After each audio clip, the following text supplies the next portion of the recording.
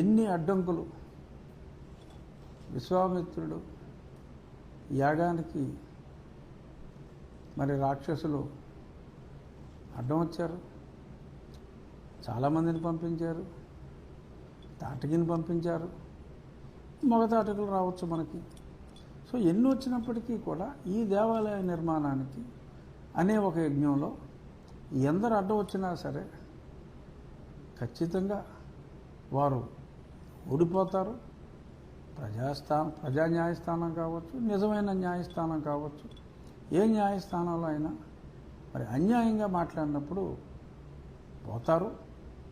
ఎలాగా అతని ఆర్గ్యుమెంట్లో నసే తప్ప పసలేదో సరే, ఎలాగో కోర్టులో తేలుతుందో కొట్టేస్తారు. అసలు పిటిషన్ అడ్మిట్ కాదు, అది వేరే విషయం. 99%. ఒకవేళ అడ్మిట్ అయినా ఇబ్బంది లేదు. ప్రజలకు నేను చెప్పేది ఏంటంటే, రెవెన్యూ అథారిటీస్ క్లియర్గా సర్టిఫికేట్ ఇచ్చారు. అందులో 1932లోనే క్లియర్గా రామాలయం అక్కడ ఉంది. గవర్నమెంట్ పోరంబోక్ గుడి ఎంట్రన్స్ వాల్ మీద రామాలయం అని ఉంది అని వాళ్ళు సర్టిఫై చేశారు. కొంచెం ఫోకస్ చేయనైనా స్పష్టంగా చదువుకోవాలి.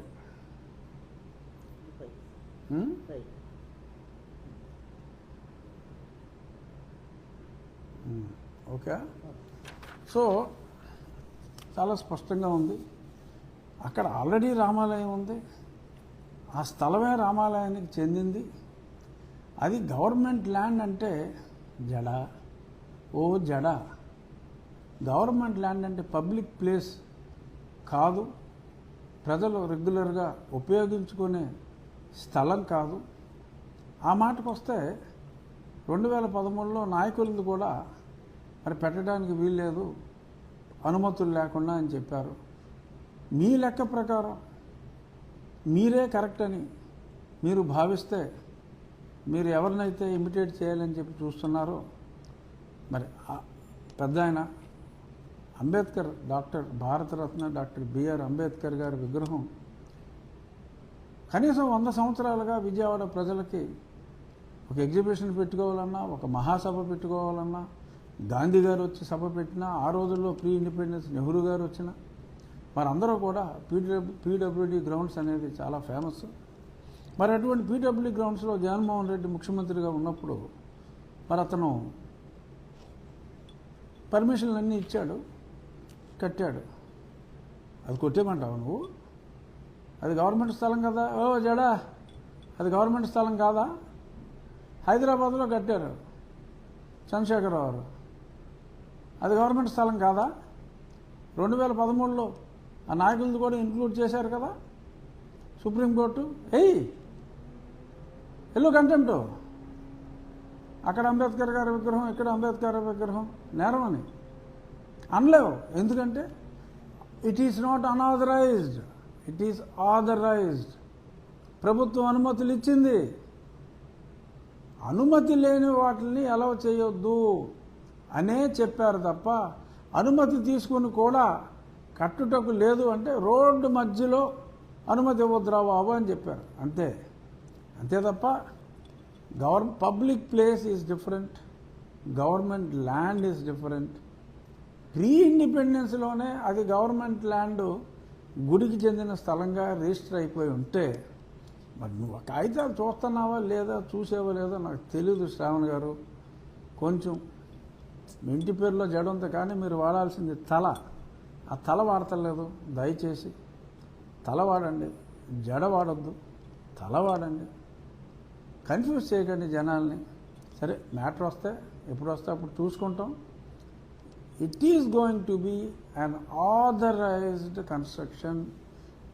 ఉన్న దేవాలయం స్థలంలో, దేవాలయానికి సంబంధించిన స్థలంలో కట్టుకొనుటకు మళ్ళీ తిరిగి అనుమతులు అవసరం లేకపోయినప్పటికీ కూడా మీలాంటి కుహానా మేధావుల కోసం తిరిగి అన్నీ కూడా తీసుకొని పకడ్బందీగా రామాలయ నిర్మాణం కొనసాగుతుంది.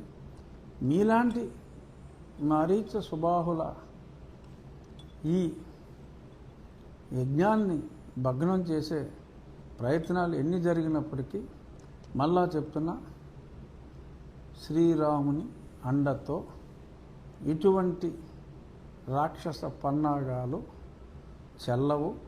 రామభక్తులకు నా వినతి, ఖచ్చితంగా న్యాయం మన వైపు ఉంది. ఆ 2009 order is also in our favour. This is the temple land. This is not public place which is giving any disturbance to the public. ఈ సందర్భంగా తెలియజేసేది ఏంటంటే, జడ శ్రావణ్ కుమార్ గారి ఈ రూల్ని రీట్రేట్ చేసినందువల్ల విజ్ఞులైన ప్రజలు మరి ఎక్కడెక్కడ దీనికి వైలేషన్లు ఉన్నాయి, మీ ప్రాంతాల్లో ఉన్న కొన్ని ప్రార్థనా మందిరాలు ఎక్కడున్నాయి అని కూడా చూసి ఈ 2009 ఆర్డర్ ప్రకారం అది వైలేషన్ అనుకుంటే, ఏది రోడ్డు పక్కన కాలవల పక్కన ఉంటే, మొన్న ఏదో జడశ్రావణ అన్నాడు, ఎన్ని దేవాలయాలు ఉన్నాయో తెలుసు, ఎన్నో వేల దేవాలయాలు మీ ఊరిలోనే ఉన్నాయి అన్నాడు. ఉంటే చూసుకోవా, ఉంటే చూసుకో, వేసుకో, మీరు వేసుకోండి, వీళ్ళు వేసుకుంటారు, దానివల్ల ఇబ్బంది ఏమీ లేదు. ఎవరైనా సుప్రీంకోర్టు రూల్స్ ఫాలో అవ్వాల్సిందే. బట్ అయ్యే దగ్గర అవ్వట్లేదని చెప్పి మాట్లాడటం అది విజ్ఞత కాదు, అది సంస్కారం కాదు, అది సభ్యత కాదు. మరొక్కసారి రామభక్తులకి నా వినతి, జస్టిస్, న్యాయం, ధర్మం మన వైపు ఉన్నాయి. ఇటువంటి అడ్డంకులు ఎదుర్కోవాలి, తప్పదు. చిన్న చిన్న అడ్డంకులు వస్తాయి, ఎదుర్కొందాం.